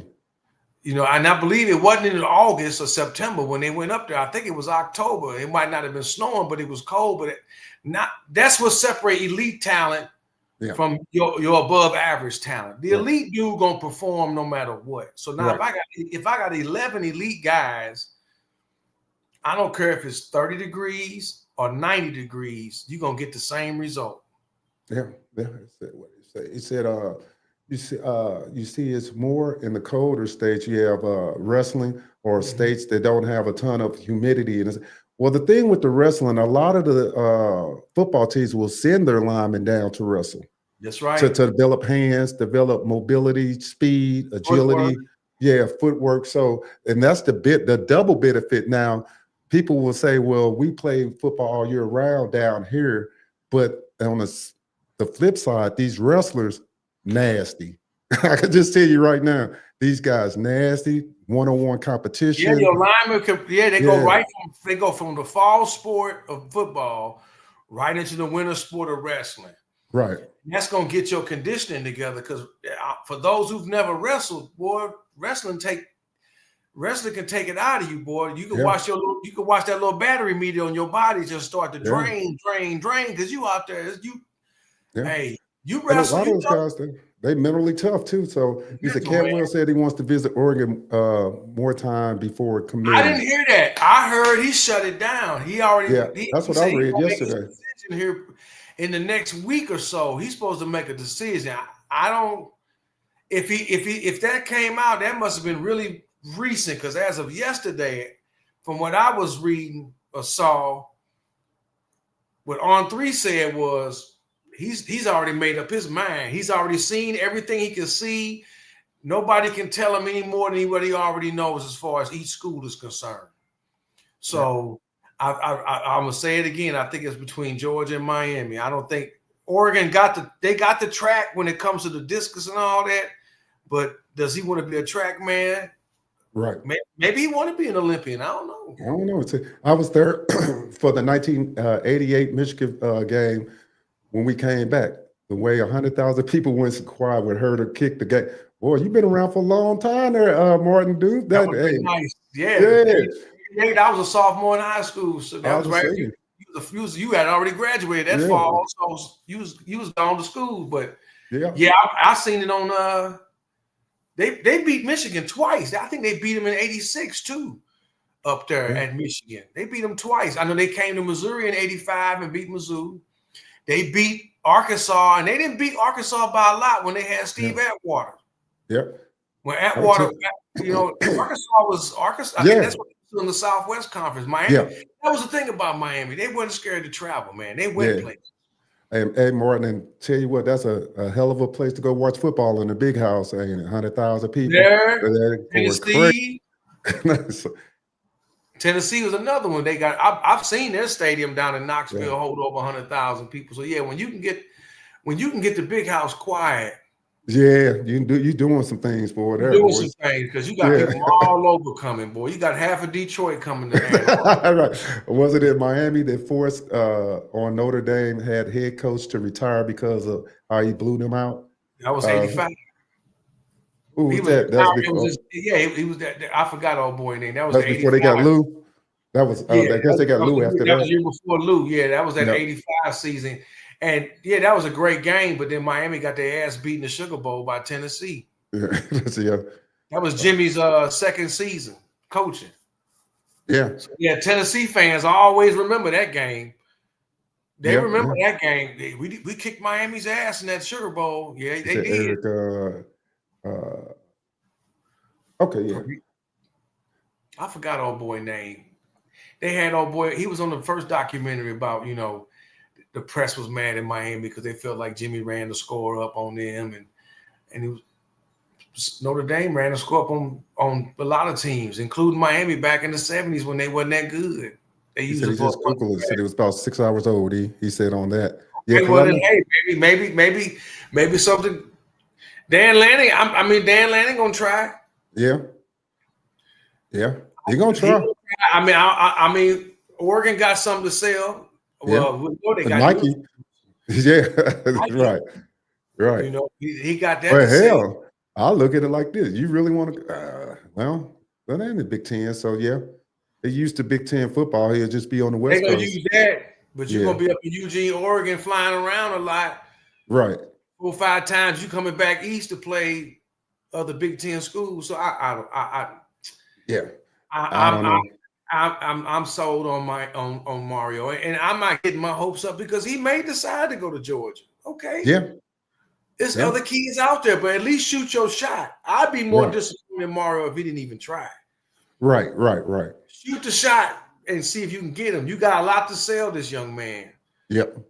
So you got Francis and you got Sampson with the same type of, hey, look, I can put you in the league. I can get you developed. You can start right away.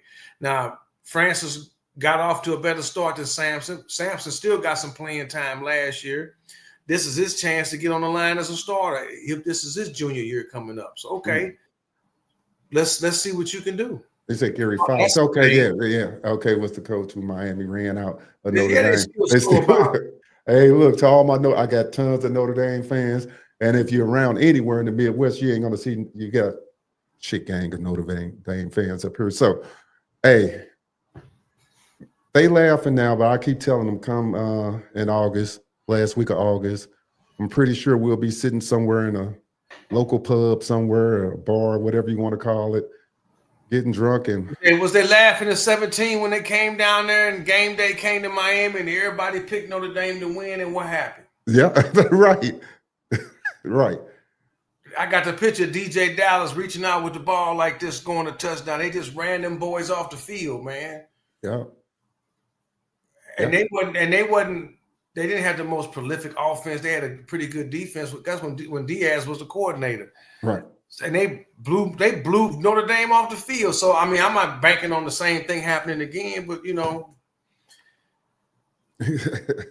Hey, I'll just say this, even as we talk about this and we talk about the Notre Dame game, and it's kind of like what we're talking about now. Hey, I'm sure glad that game down there in Florida, not up here in South Bend. Yeah, so because even though it's going to be late August, it starts to get a little chilly up this way, So I remember when I worked in Detroit, I got there October 1st, 96, and it was still warm, but within a couple of weeks, that they didn't have like a fall. That shit was quick. It started getting cold quick. Yeah, now it gets cold. Well, I mean, that up there, man, I don't know how they do it, man. I remember I think I counted 14 days you didn't see the sun, man. Yeah, it's crazy.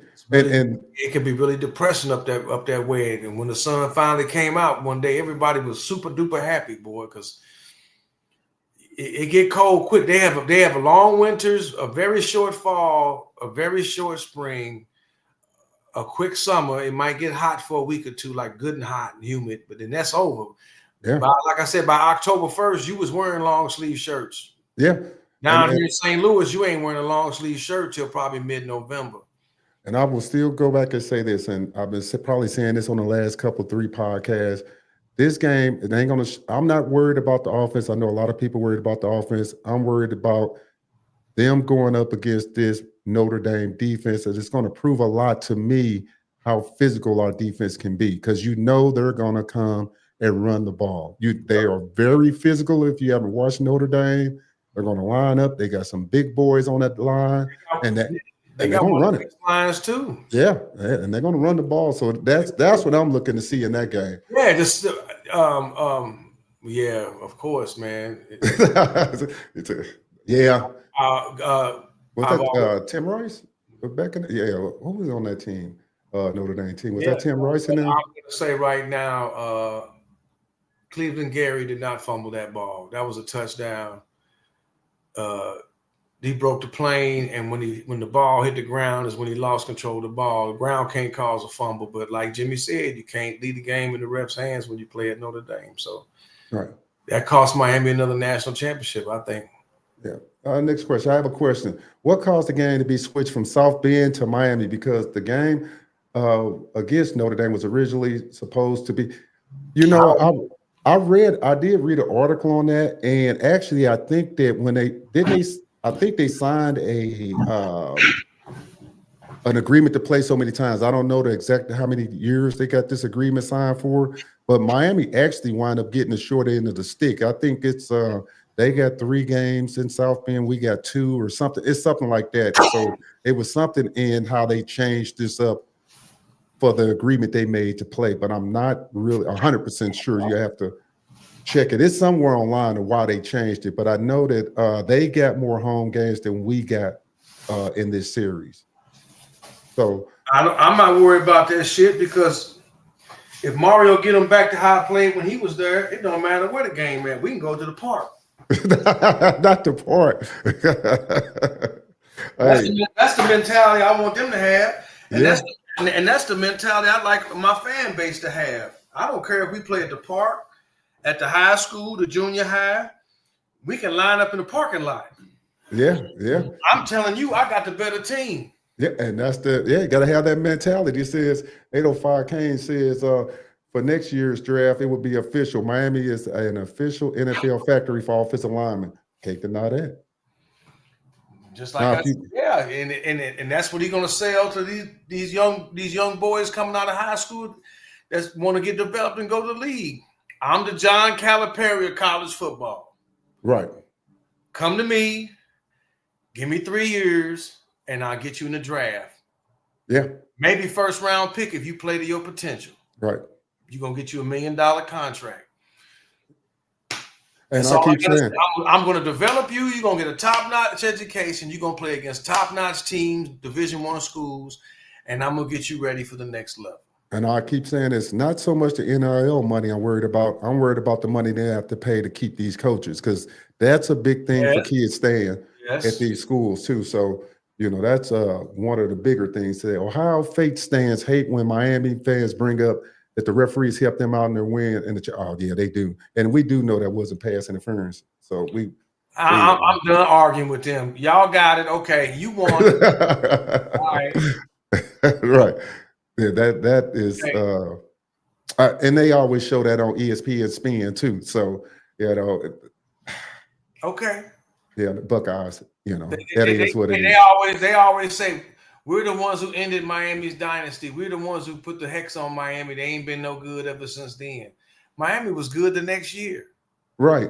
2003, they was right there. They lost to Tennessee when Sean Taylor muffed that fucking punt at home and they got it and they ended up winning the game like 10-6 or something. Yeah. I think they finished the season 10-3 or something in the top 5. They had a damn good team that year. Right. I think they lost to Virginia Tech that year, 2003. Right. So but yeah, they hang their hats on that. We're the ones who ended Miami. We put an end to that and blah. I hope and pray we play them again. All the schools. I don't care to play Oklahoma. That what Oklahoma's over with. That was great series in the 80s with Oklahoma. People got to remember, it was Miami that made Troy Aikman go to UCLA. Okay, when they broke that motherfucker's leg down there in Norman, he said, "I got to get out of this wishbone shit. I got to go to a more pass-friendly type of thing." Right. He went to UCLA, and the rest is history. He became a Cowboy. But down in Oklahoma, playing that wishbone and running that ball, I don't know if it was who broke his leg. It was Cortez Kennedy or somebody broke his damn that boy leg, and he ain't. I got to get up out of here. Hey, I probably would be with you on this, Anthony, if Nebraska played more like a traditional That would Big be Ten. nice too. Yeah, it would be nice, but I don't think Nebraska ever probably play like they played back in the 90s, you know. They ain't gonna never be the same no more, Yeah, man. and then it's just college football too. You don't find too Yeah. many teams that really just play smash mouth, more of your Big Ten teams, but if we digress from that. But once again, as long as you got an offensive line, you can run the ball. It's just, do you have the mentality to run the ball? That's what it really boils down to. It's harder for Nebraska because you're competing with the other schools have gotten better. Yeah. You know, Nebraska was always the top school in the Big 8, but now you got your K-States. Now Kansas coming on strong. Now Colorado coming on strong. You still got the other Big 10 schools that recruit the Midwest hard. Your Iowa, Michigan, Ohio State, Michigan State, Minnesota. They're recruiting hard out the Midwest. So it's harder now for Nebraska to, they got to win. Wisconsin always recruit. They always had some big boys. In front of Ron Dane and all them. Wisconsin, remember them days? Ron Dane was a beast. Yeah, Ron Dane was a beast, boy, wasn't he? Wisconsin has big boys up front. Yeah. And on the defense, ain't that where Lawrence Phillips came out of Nebraska, didn't he? Yeah, Wisconsin. What was my man? Wisconsin. That played defensive end. Raised hell on Ja'Cory in Miami and them in that bowl game, and then he in the league tore it up. What was his name? Winstrom? What was his name? Played defensive end and it came in the NFL, was a beast. Come out of Wisconsin. Wisconsin always had, so it's hard for Nebraska. It's gonna be hard for Nebraska. You got to win first. You got to win, yeah. He said it was Jerome Brown that broke Troy leg. Yeah, was it Jerome Brown? Yeah, it was, because Jerome came out and went to the Eagles. Oh damn, Jamil Holloway. Yeah, boy, that's a name I ain't heard in a long time. Yeah. They sure did. We're gonna kill this boy. Yeah, right. That's the attitude I want them to get back to. Just laughing, dude. Like, brought him out here. Oh, we finna hurt him.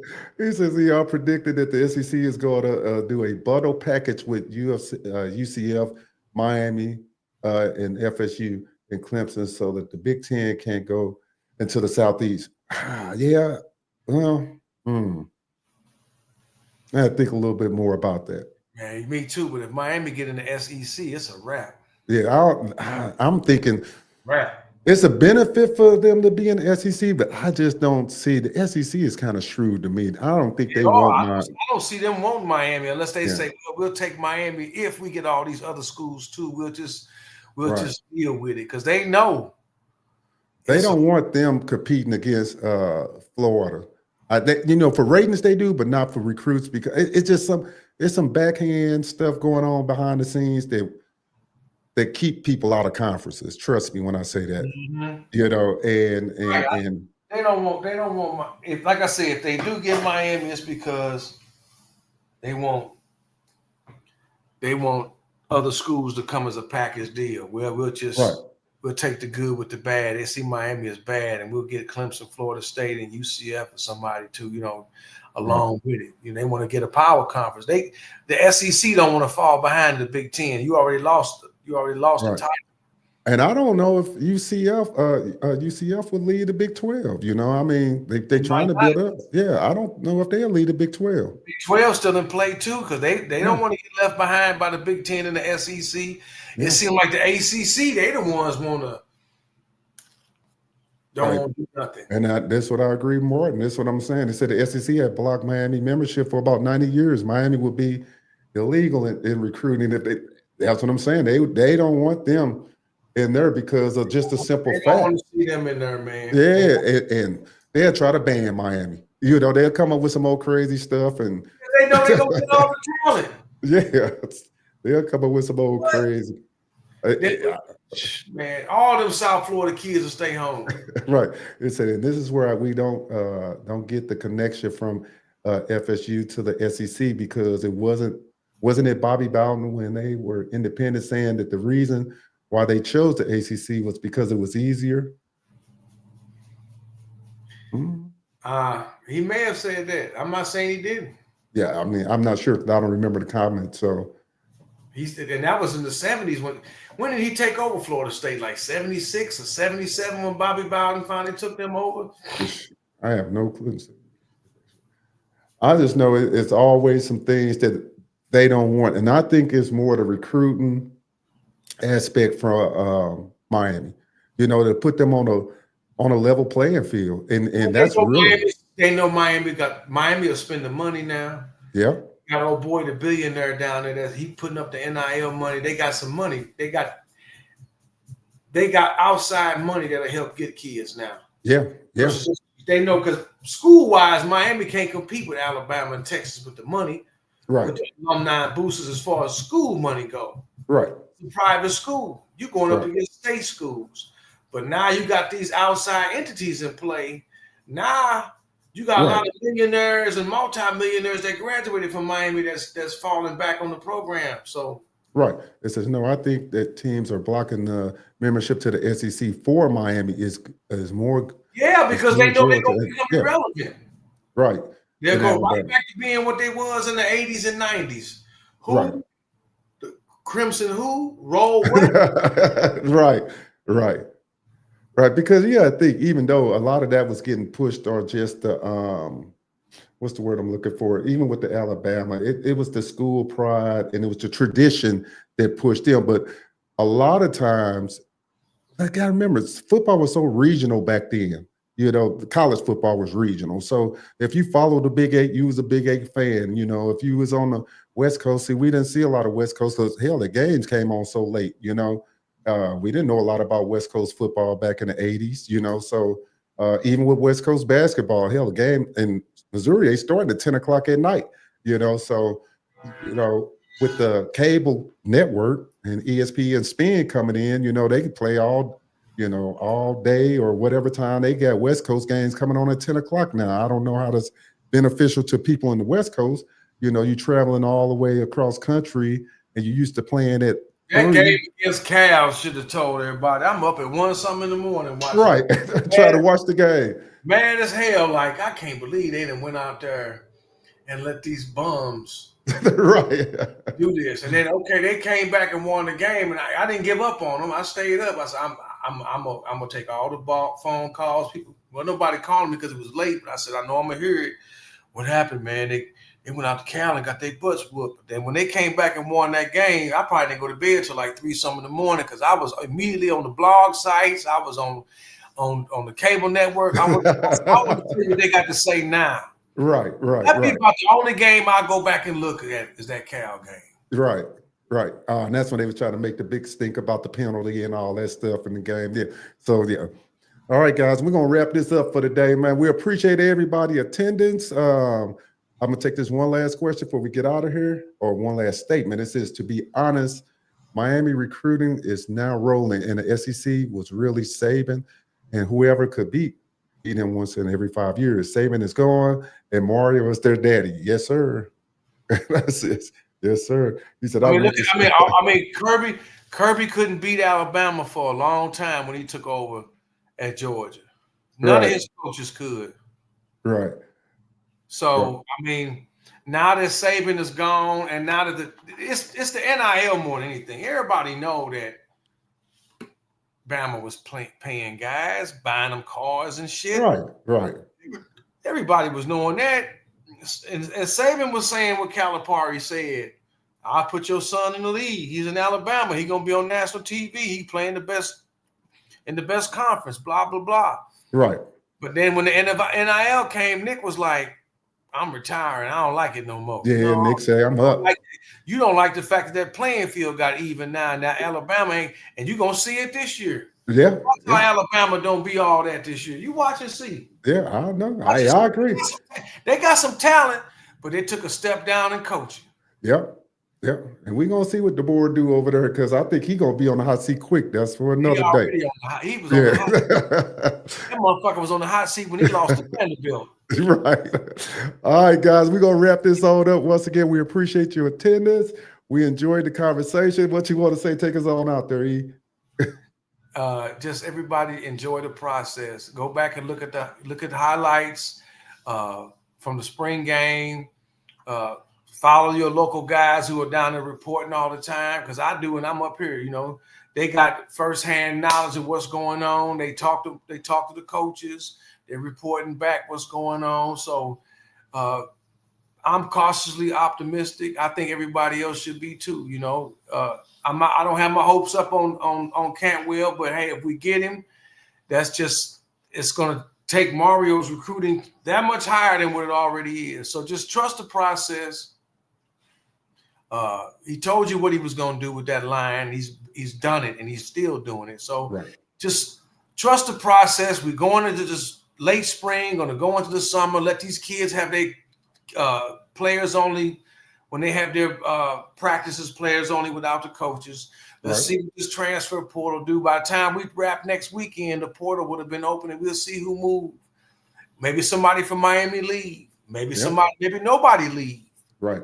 Maybe they add a guy or two. We'll see who go. It's gonna be a lot of movement in a week when guys put their name out there. You don't know who from what school gonna go in there. So let's just enjoy the process for what it's worth, and trust Mario to do his thing, man. I mean, each year he's gotten better. He's gotten better with coaching. Yep. And people need to not be pessimistic and don't worry about the money. The money is there. You got to shoot your shot when it comes to these kids. If not, some of these kids you got to, because you're going up against big time state powerhouse schools who put the money up. So if you really want to be able to compete with the Bamas and Georgias and Ohio States, you're gonna have to spend that money. Yes, you're gonna have to match them. It's like if you're going after a girl. I mean, you gotta match the other guy.